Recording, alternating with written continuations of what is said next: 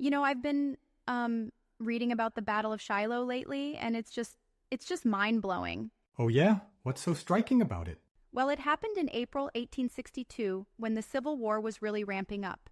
The Union was making significant gains in the Western theater, pushing deeper into Confederate territory, but the Confederacy wasn't ready to give up the Mississippi Valley. So they were still holding strong there? Exactly. And what followed was one of the bloodiest battles in American history at that point, the Battle of Shiloh. Wow, that's intense.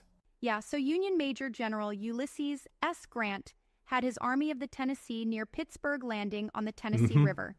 He was waiting for reinforcements from Major General Don Carlos Buell's Army of the Ohio before moving further into Confederate territory. So he was gearing up for a big push. Exactly. But Confederate General Albert Sidney Johnston had other plans. He and General P.G.T. Beauregard decided to launch a surprise attack before Grant could be reinforced. A preemptive strike, eh? Yeah. At dawn on April 6, 1862, the Confederate forces, nearly 44,000 men, launched their assault. Union troops were caught completely off guard. Many were still waking up in their tents. Oh man, that's crazy. It's like getting ambushed before you've even had your coffee. Exactly. The Confederate advance was swift and brutal, pushing Union forces back toward the river. The battle quickly descended into chaos, with intense fighting erupting at key locations like the Peach Orchard, the Hornet's Nest, and the Sunken Road. The Hornet's Nest? That sounds ominous. Yeah, it was a pivotal point.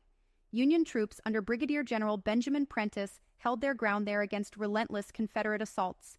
They withstood wave after wave, buying precious time for Grant to stabilize his lines. They must have been incredibly resilient. Definitely. But after hours of brutal fighting, the Confederates surrounded the Hornet's Nest, using artillery to bombard the Union position. Prentiss and his men were eventually forced to surrender, but their sacrifice had slowed the Confederate advance significantly.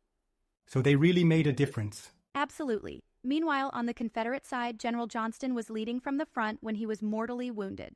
Wait, the commanding general was killed? That's huge. Yeah, it was a massive blow. His death left Beauregard in command, but the Confederate momentum began to falter. As night fell, Grant, now reinforced by Buell's troops, prepared for a counterattack. So the Union was getting ready to strike back. Exactly. At dawn on April 7th, the tide turned. With fresh reinforcements, Grant launched a powerful counteroffensive. The exhausted Confederate soldiers couldn't hold their ground, and they were steadily pushed back. That must have been demoralizing for them. Yeah, by midday, Beauregard realized his army was in danger of being encircled.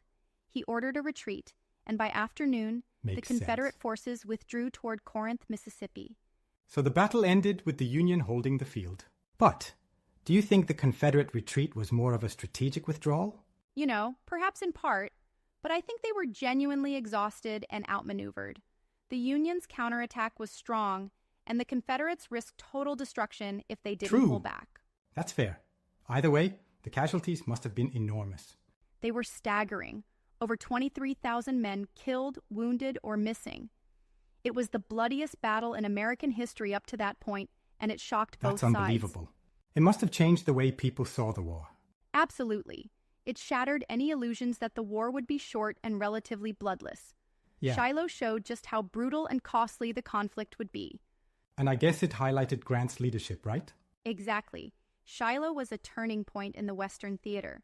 It demonstrated the resilience of Grant's leadership and the growing strength of the Union forces. So, in a way, it set the tone for the rest of the war. Yeah, the fields of Shiloh became a solemn reminder of the price paid in the fight to preserve the Union. It was there, amid the blood-soaked earth, that the reality of the Civil War became unmistakable. It's almost like Shiloh was the wake-up call, Like the nation realized, this is real, and it's going to be a long and hard road.